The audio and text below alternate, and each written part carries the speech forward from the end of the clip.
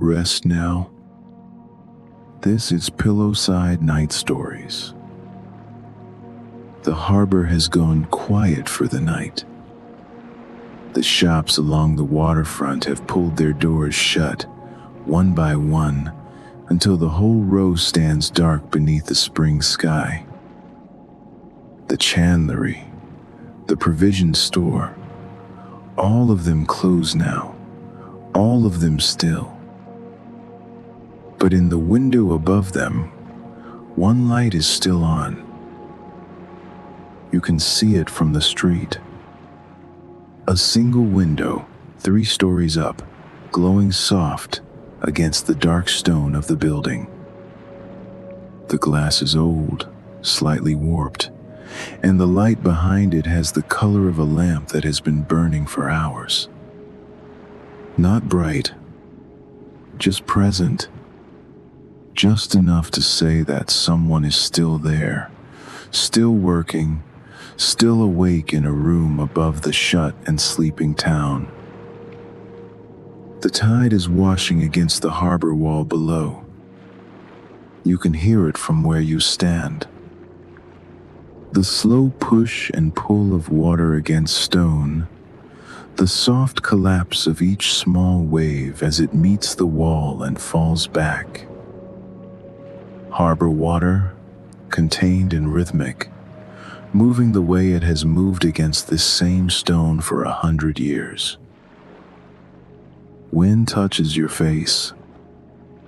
Spring wind, carrying salt and the smell of wet rope, and something else, something green, something that says the season has turned, even if the nights are still cool. The air moves through the rigging of the boats moored along the quay. You can hear the soft clink of halyards against masts, the creak of hulls shifting in their slips.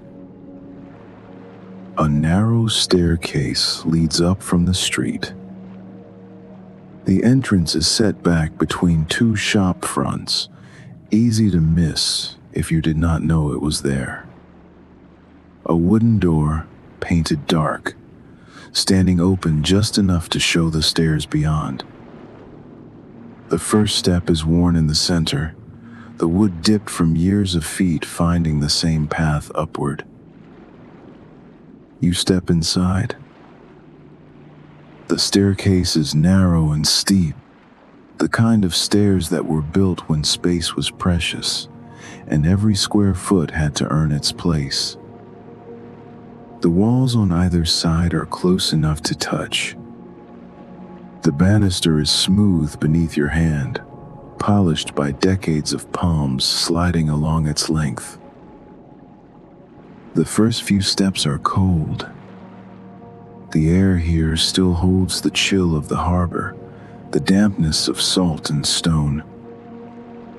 Your breath is visible for a moment, a small cloud that disappears as you climb. But as you rise, the temperature begins to change. By the middle of the staircase, you can feel it. Warmth drifting down from above. Not heat, not the blast of a furnace, just warmth. The kind that comes from a room where someone has been working quietly while the harbor below grew dark. By the top of the stairs, the change is complete. The chill is gone. The dampness has lifted. You stand at a landing where the air is soft and still and thoroughly warm, and the difference from the street below is so immediate that your shoulders drop without your deciding to let them. A door stands open at the top of the stairs. Through it, you can see the room. A quilting frame set up near the window, its wooden arms extended, a piece of work stretched across it. A chair beside the frame, leather and old, with a lap quilt draped over one arm, a lamp on a small table, positioned low, casting a pool of light that falls across the frame and the chair and the folded fabric waiting there. The lamp has been burning for hours. You can tell by the way the light has sunk into the room, the way it no longer seems like illumination, and more like warmth made visible. The lap quilt on the chair arm is blue and gray and white, the colors of harbor water at different times of day. It has been placed there deliberately. Someone prepared this corner before you arrived. A woman is standing near the far wall. Gray hair pinned back, a cardigan the color of slate, sleeves pushed to her elbows. She is doing something with a piece of cloth, her hands moving with the unhurried precision of someone who has made these movements 10,000 times before. She does not look up as you enter. She simply continues what she is doing, her fingers finding the edge of the fabric, folding it once, setting it down. The tide continues below. You can hear it through the window, softer now, filtered through old glass and the height of the room. The wash against the harbor wall, the slow rhythm that has been there all along. The woman glances toward you, not startled, not curious, just noticing, the way you might notice that the light has changed or the wind has shifted direction. "The others left an hour ago," she says. Her voice is low and even. "The room is better now." She returns to her folding. The fabric makes a soft sound as it folds against itself. Cloth against cloth, the whisper of cotton finding its creases. The room is not large. Low ceiling, dark beams overhead, walls that are mostly shelves and fabric, and the accumulated work of years. Quilts hang on two of the walls, finished pieces in patterns you do not recognize, colors that have softened with age. Blues and grays and deep reds, the kind of colors that do not shout but find the eye like something remembered. The window faces the outer harbor. Through the old glass, you can see the lights of the boats moored below, the dark shape of the breakwater, the place where the harbor opens to the sea beyond.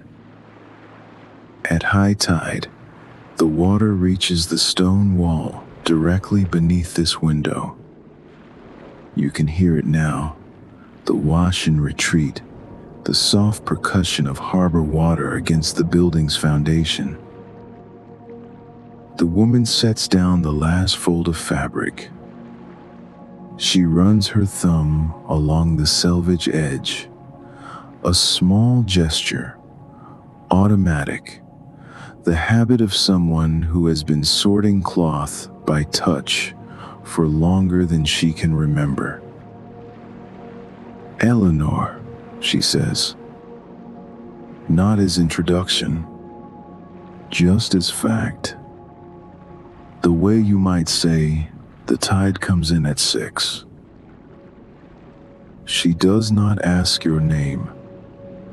She does not ask why you have come. She simply moves to the next task, her hands already reaching for a spool of thread that needs to be set right on its holder. The warmth of the room settles around you. It is not just temperature. It is the warmth of a space that has been used and cared for, a space where work has been done and set aside, where the air itself seems to hold the memory of hands moving and fabric being turned and stitches being made, one after another, through evening after evening, year after year. You are here now. The harbor is quiet below. The tide is washing the stone, and the room has made space for one more. The room reveals itself slowly, the way a place does when you stop trying to see it all at once and simply let your eyes land where they will. Quilts on the walls. 3 of them that you can see without turning your head. The nearest one is made of small squares, each one a slightly different shade of blue, arranged in a pattern that suggests water or sky, or the way light falls through cloud. The squares are hand-stitched, the seams slightly uneven in a way that says human hands, human patience, human time. The fabric has faded where the light from the window has touched it over the years, darker in the protected places, lighter where the sun has done its slow work. The second quilt is larger, hung on the wall opposite the window. Triangles, points, meeting points in a geometry that your eye can follow, but not quite predict. Reds and golds, and a deep brown that might once have been part of a winter coat. In one corner, you can see stitching that is smaller and tighter than the rest, as if a different hand took over for that section. The third quilt is older than the others. You can tell by the way the fabric has softened, the way the colors have blurred into each other. This one hangs near the door, where you passed it without noticing when you first came in. Strips of cloth, alternating light and dark, sewn together in rows. But one strip, near the center, is different. Something finer. Something that might have been part of a dress worn on a particular occasion. Someone saved that piece of cloth and stitched it into this quilt, and now it hangs here, holding whatever memory came with it. Eleanor moves among the shelves without hurrying. She is not cleaning or organizing. She is simply present in the room, part of its gradual quieting, her hands occasionally touching a folded stack of fabric, or adjusting the position of a basket that has drifted slightly from its place. On the shelves, fabric is sorted by color and weight. Cottons in one section, their edges neat and even. Wools in another, the stacks looser, the colors deeper. Scraps in baskets, pieces too small to be useful for anything large, but too good to throw away. The kind of pieces that might become the center of a hexagon, or the corner of a star, or the small detail that makes a pattern come alive. A tin sits on one shelf, the lid slightly askew. Inside, buttons. Dozens of them, maybe hundreds, saved from coats that wore out, shirts that lost their shape. Saved because the habit of saving is older than the habit of throwing away. Near the tin, a thimble. Silver, now darkened with use. It sits in a small dish, alone, as if waiting for a finger that no longer comes. The room does not ask anything of you. This is what you feel first. Not the warmth, not the quiet, but the absence of expectation. There is no one waiting for you to know something, to have an opinion, to contribute. There is no conversation you need to track, no moment you need to prepare for, no right thing you need to say. The room has finished its demands for the night, and what remains is simply the space that is left when all the asking stops. Your shoulders release without your deciding to release them. This happens first in the muscles at the top, the ones that have been held in a position of readiness all day. They drop. Not much. A quarter inch, maybe half an inch. But enough to feel, enough to notice. The room is not waiting for you to be anything. The room is not preparing to ask you a question, or hand you a task, or require you to perform. And so the shoulders, which have been braced against possibility all day, finally let go. Then the jaw.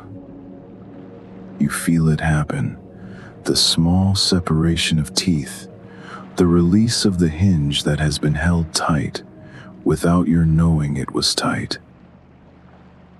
The muscles along the sides of your face, the ones that clench when you are listening carefully, or preparing to respond, or trying to show the right expression, they soften. The jaw finds a position that requires no effort to maintain. Then the muscles around the eyes, the ones that narrow when you are paying attention, when you are tracking conversation, when you are preparing your face for whatever might come next. They release too. The brow smooths. The eyelids grow heavier, though not yet heavy enough to close. Then the hands. You had not noticed they were holding anything, but they were. They were holding readiness. The readiness to gesture, to reach, to do whatever might be needed next. Now that readiness drains away. The fingers uncurl slightly. The palms soften. The hands become simply hands again, not tools waiting to be used. Then the chest, the ribs, which have been held in a posture of alertness all day, expand slightly outward. The breath that has been shallow and measured deepens without your deciding to deepen it. The muscles between the ribs, the ones that tighten when you are listening hard or waiting for something, they let go. The chest finds a fuller shape. The breath finds a slower rhythm. The women who were here have gone. Their voices have gone with them. Their opinions and their observations and their small disagreements about thread, weight, or seam allowance, or the right way to bind an edge, all of it has left the room. What remains is not silence exactly. The tide still washes below. The radiator ticks softly in the corner, releasing the heat it has been storing. But the particular sound of women talking together, the hum of conversation that fills a room when people are working side by side, that is finished for the night. You can feel the difference, not in your ears, but in your body. The part of you that stays alert for social cues, that tracks the rhythm of conversation, and prepares to enter at the right moment, that part has nothing to track now. It shuts down. The part of you that is always composing the next thing you might need to say, always half a sentence ahead in case you are called upon, that part goes quiet. There is nothing to prepare for. There will be no next question, no next demand, no moment when you might need to be present in a particular way. Eleanor has moved to a shelf near the window. She's looking at something there, a stack of fabric or a pattern piece. Her hands still for a moment, her attention elsewhere. On the wall beside her, one of the quilts has a date stitched in the corner. You can see it from where you stand. Small numbers, done in thread that matches the border, easy to miss if you were not looking.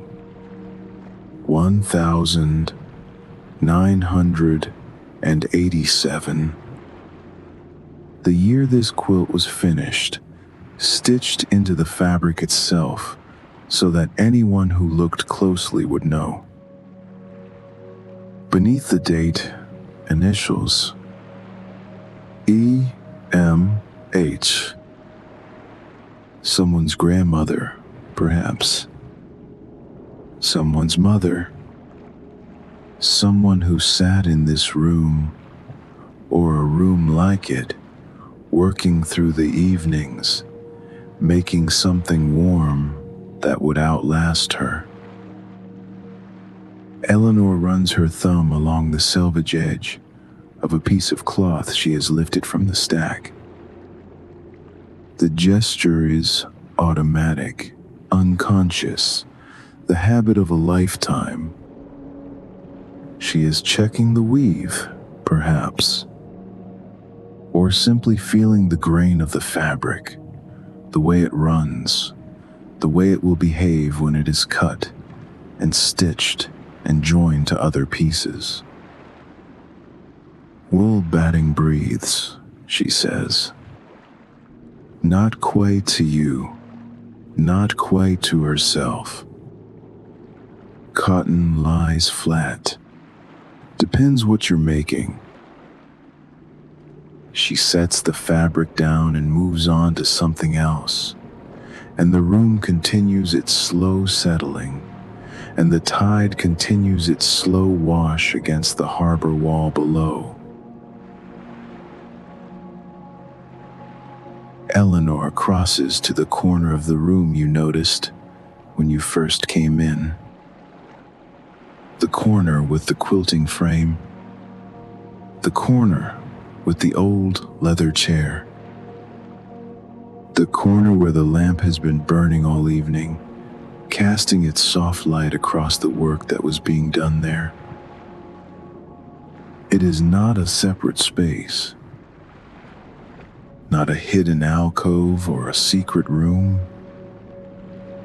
It is simply the best corner of this room, the one closest to the window, the one where the light is right and the chair is comfortable, and the work can be done while watching the harbor change through the seasons.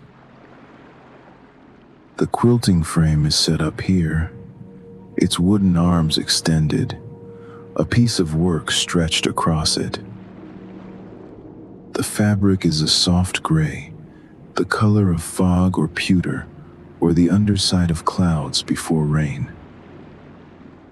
You can see the quilting lines already stitched into it, the pattern of the stitching creating texture where the fabric dips and rises. The work is nearly finished. Only one corner remains to be bound, the raw edge still visible, waiting for the final stitches that will close it. The chair beside the frame is leather, old and cracked at the arms, but not torn. The color has deepened over the years, gone from whatever it once was to something like tobacco or dark honey. The seat is worn in a particular way, shaped by the body of whoever sat here most often, whoever spent the most hours working at this frame, watching this harbor, finishing these quilts. A lap quilt is draped over one arm of the chair. This one is different from the quilts on the walls. It is smaller, meant for one person, meant to be spread across the knees while sitting, meant to be held rather than hung. The pattern is simple. Squares of blue and gray and white, arranged in no particular order, as if the maker used whatever scraps were available and let the arrangement happen as it would. The binding is hand-stitched, the corners neat and tight, the work of someone who has bound 1,000 edges and no longer needs to think about how. On the wall beside the chair, one quilt hangs alone. This one is different from the others. The pattern is not traditional. It is not log cabin or double wedding ring or any of the names you might have heard. It is something invented, something made up by the woman who stitched it. Blues and grays, yes, like the others, but arranged in a way that suggests something. Movement, light on water. The way the harbor looks at dusk when the boats are coming in and the sky is going from blue to gray to the color of old silver. She called that one Harbor Lights, Eleanor says. She is standing near the frame, her hands placed on its wooden edge. Made the pattern up herself, spent a whole winter on it. She does not say who. She does not need to. The quilt hangs beside the window, facing the water that inspired it. Eleanor lifts a piece of binding from the table beside the frame. A long strip of fabric, cut on the bias, the edges already pressed and ready. She holds it for a moment, checking the fold, making sure the crease is sharp and even.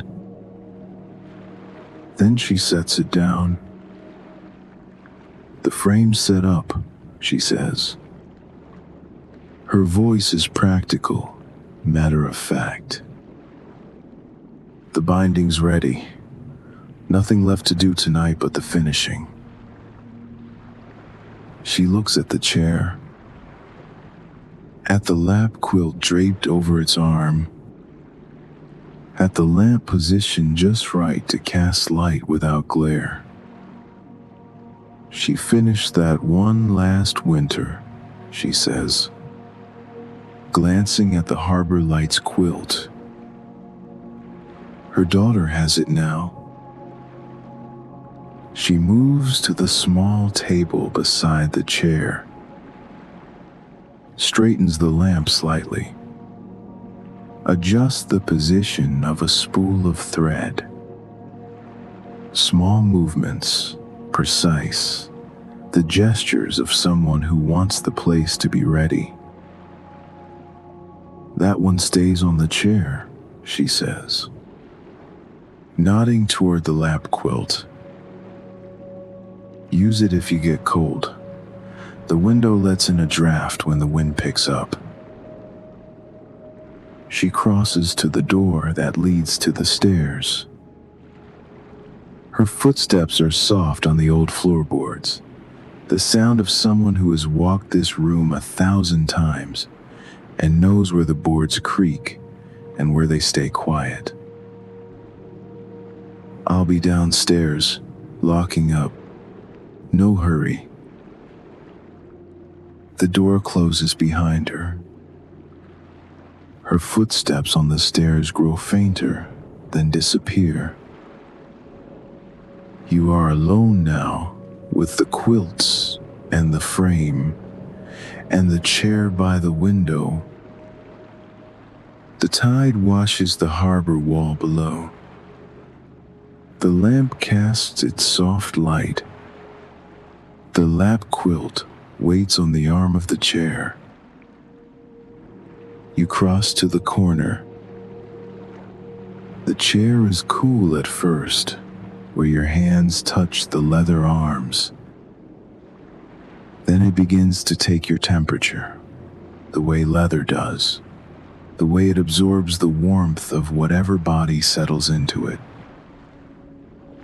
You lower yourself into the seat. The cushion gives beneath you.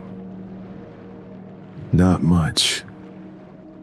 Just enough to know that it has given this way before, that other bodies have found this same hollow, that someone sat here often enough to wear this shape into the leather. Your weight finds the hollow. The hollow fits. The arms of the chair are smooth where hands have rested. You can feel the places where the leather has been worn soft by palms and fingers. The places where someone gripped during a difficult passage of stitching, or simply paused while watching the light change on the harbor. Your hands find those worn places. They fit there too. The lap quilt is within reach. You pull it across your knees. The weight of it is more than you expected. The weight of cotton and batting, and all those small stitches holding everything together. It settles across your thighs, covers your knees, drapes toward the floor on either side of the chair. The warmth begins immediately, the warmth of something that was made to keep warmth in. One corner of the quilt falls past your knee and hangs toward the floor. You do not adjust it. The fabric finds its own shape, the way it has found its shape across 100 other laps, 100 other evenings. The batting inside the quilt holds heat the way a stone holds heat, slowly, steadily, releasing what it has gathered over time. You can feel the warmth building in layers. First, the surface of the fabric, then the weight pressing into your thighs, then the deeper warmth that moves through the batting and into your legs and upward into your body. The Harbor Lights quilt hangs on the wall beside you. You can see it clearly from where you sit. The blues and grays, the pattern that looks like light on water. In one corner, near the bottom, you can see initials stitched in thread that matches the binding. M-E-W. The woman who made this, the woman who invented this pattern, the woman whose chair you are sitting in now. The tide continues below. The lamp continues its soft glow. And the warmth gathers, layer by layer, until you are inside it. Eleanor is gone. The sound of her footsteps on the stairs faded minutes ago, and now there is only the room and the quilts and the slow rhythm of the harbor below. The tide has risen since you arrived. You can hear the difference. The wash against the stone is fuller now, closer. The sound of water that has climbed the harbor wall and now meets the building at a higher point. Each wave reaches further than the one before, and then falls back, and then the next one reaches, and this rhythm continues. Unhurried, inevitable, the way it has continued against this stone for longer than anyone can remember. Your fingers find the edge of the lap quilt. The binding is hand-stitched, and you can feel the individual stitches beneath your fingertips. Small ridges where the thread passes through the fabric, small valleys between. The person who bound this edge took care with it.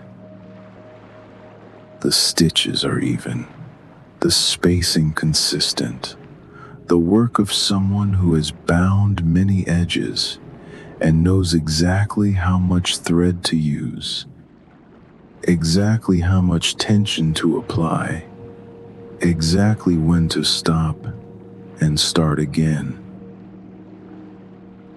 You trace the binding slowly, not looking, just feeling the texture of the thread against your fingertip, the slight give of the fabric beneath, the way the binding folds over the raw edge and encloses it, turning something unfinished into something complete. The radiator ticks in the corner. A small sound, irregular, the sound of metal expanding and contracting as the heat moves through it. It has been making this sound all evening, but you are only noticing it now that the room is quiet, now that Eleanor is gone, and the only sounds left are the ones that were always there. The wind presses against the window. Not hard, not the kind of wind that howls or threatens. Just spring wind, steady and cool, pushing against the old glass, making it flex slightly in its frame. You can feel a draft from somewhere, a thin stream of cooler air that finds its way through the gaps in the old window frame and moves across the room. But the lap quilt is warm across your knees, and the radiator is doing its work, and the draft is not cold enough to matter.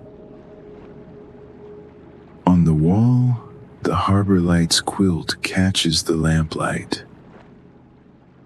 The blues seem to shift as you look at them, some squares darker than others, some catching the light and reflecting it back, while others absorb it and hold it. The woman who made this chose her fabrics carefully. Some of these blues are from old shirts. You can tell by the weave, by the way the fabric has softened. Others are from dresses or curtains, or scraps that someone saved for years before finding the right use for them. Your palm comes down flat on the surface of the lap quilt. The fabric is cotton, washed many times, soft in a way that only cotton can be after years of use. The batting beneath is thick, dense, the kind of batting that holds warmth without being heavy. Your palm can feel the quilting lines through the top fabric, the pattern of stitches that holds the three layers together, that keeps the batting from shifting, that turns separate pieces into a single thing. The warmth moves through your hand, up through your wrist, into your arm. The quilt is not just keeping heat in anymore. It is giving heat back, releasing what it has stored, sharing the warmth it has been holding since it was first spread across your knees. The tide washes the harbor wall. You can hear it more clearly now. The room has grown quieter, or your ears have grown more attentive, and the sound of the water has risen in the silence. Each wave arrives, presses against the stone, holds for a moment, then falls back with a sound like breathing. Another wave arrives. Another press. Another release. The rhythm is not quite regular. Some waves are larger than others, some pauses longer. But the overall pattern holds, the way a heartbeat holds, the way any living rhythm holds, even when the individual beats vary. The lamp on the table casts its light across your lap, across the quilt, across your hands that have gone still now on the soft fabric. The light is the color of old paper, warm and slightly yellow. The kind of light that makes everything it touches look like something from a long time ago. On the shelf beside you, a basket of scraps. Pieces of fabric, too small to be anything by themselves, saved because they might be something when joined with other pieces. You can see corners of color sticking up from the basket. A red that might have been a dress. A green that might have been a tablecloth. A yellow that might have been anything, that might have been forgotten entirely if someone had not thought to save it. Your hands have stopped moving. They lie on the quilt, palms down, fingers spread slightly, no longer tracing, no longer exploring. The quilt has become less of an object now and more of a condition. Less something you are touching and more something that is touching you. The weight of it across your thighs. The warmth of it spreading up through your body. The soft give of the fabric under your palms. The window shows only darkness now. The harbor lights are still there, the boats moored at their slips, but they seem further away than they did before, smaller, less distinct. The sky above them holds no stars that you can see. Just dark, and the occasional flash of a light on the water, and the sense of the sea beyond the breakwater. The open water that stretches away from this small harbor toward distances you cannot imagine. The quilts on the walls have gone still in the darkness. You can still see them, if you look, still make out the patterns and the colors in the lamplight. But they are not calling for your attention anymore.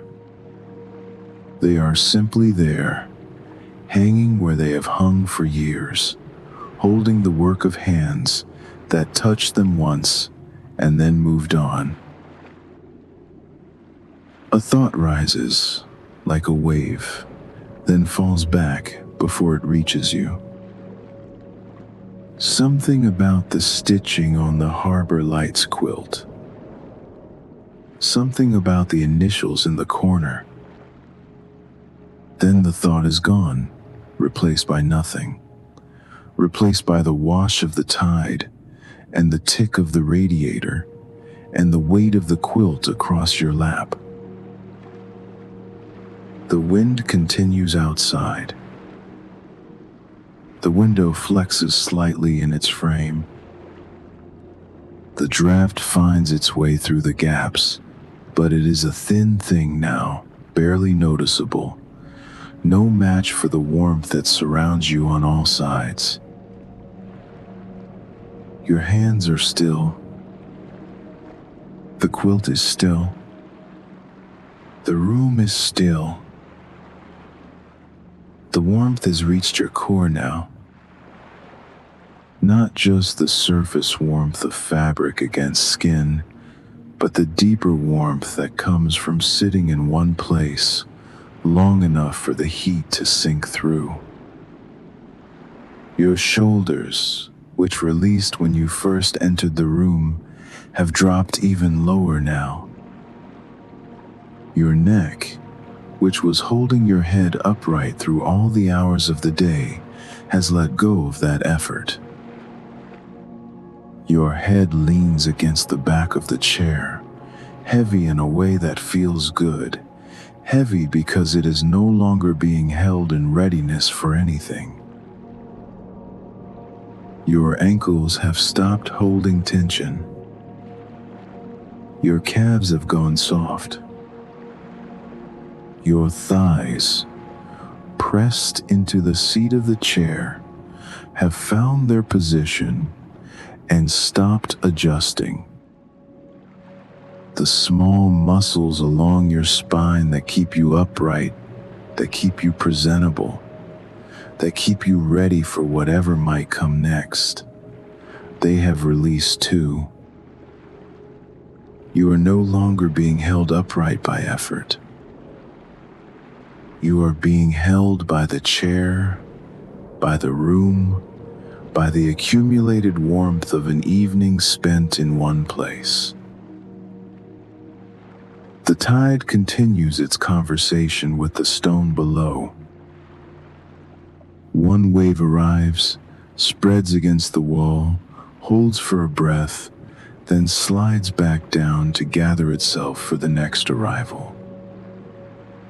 The sound is softer now than it was when you first came in.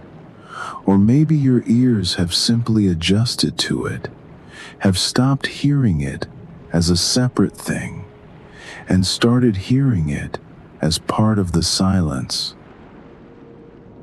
The wash and the return. The arrival and the retreat.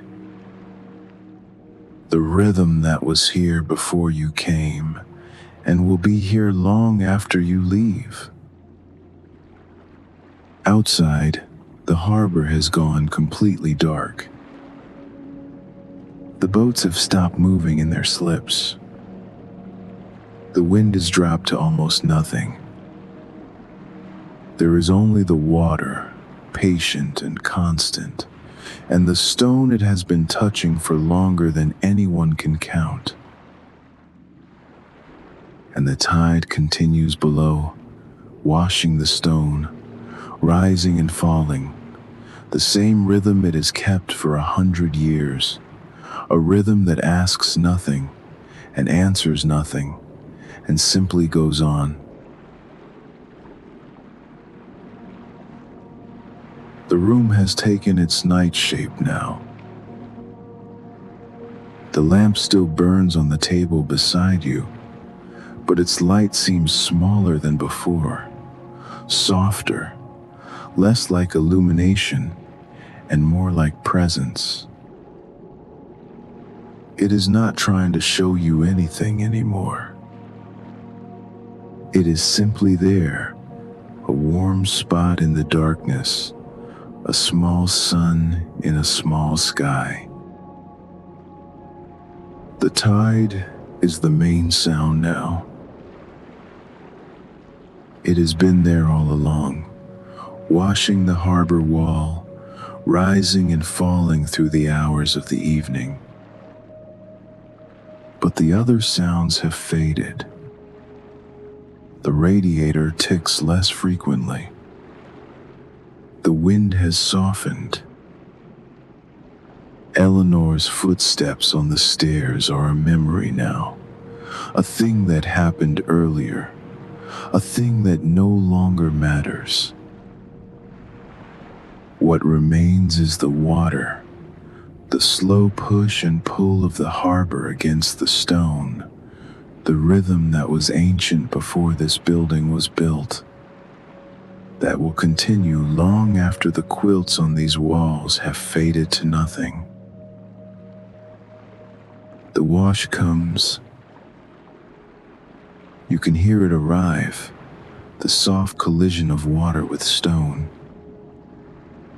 It holds for a moment, pressed against the wall by its own momentum. Then it releases, sliding back, retreating to gather itself for the next arrival. Another wash, another hold, another release.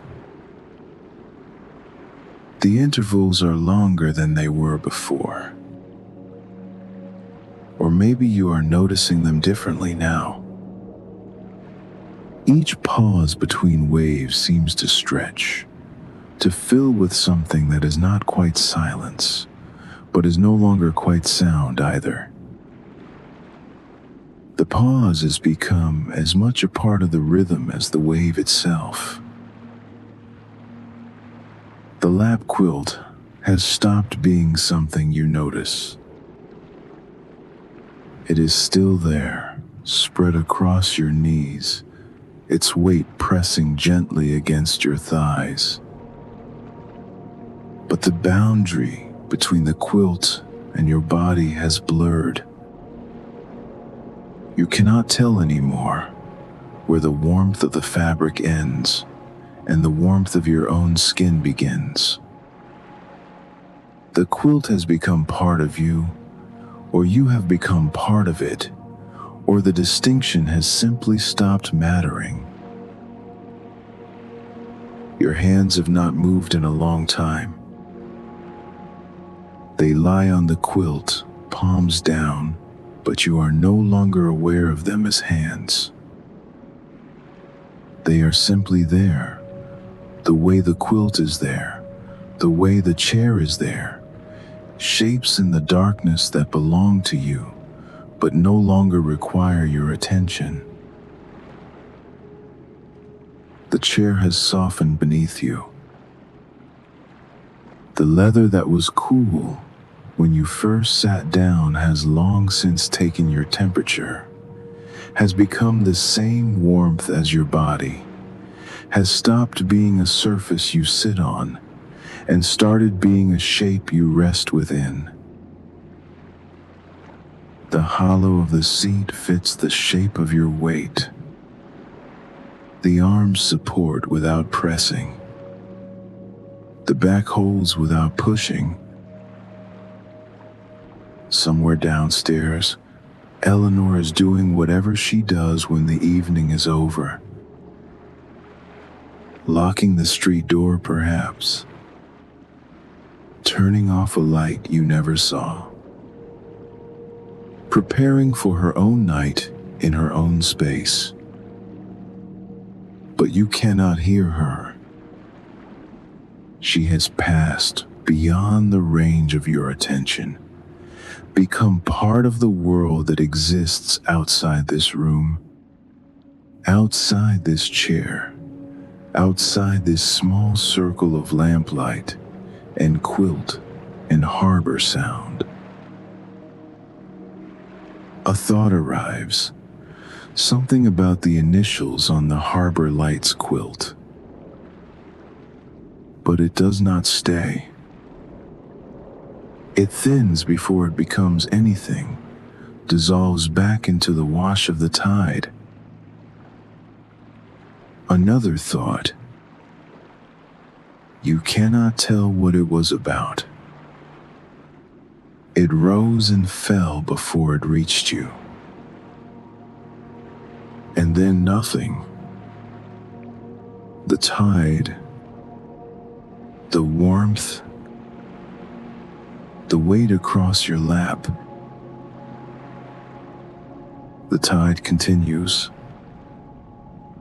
Wash, hold, release, pause. Wash, hold, release. The rhythm has not changed.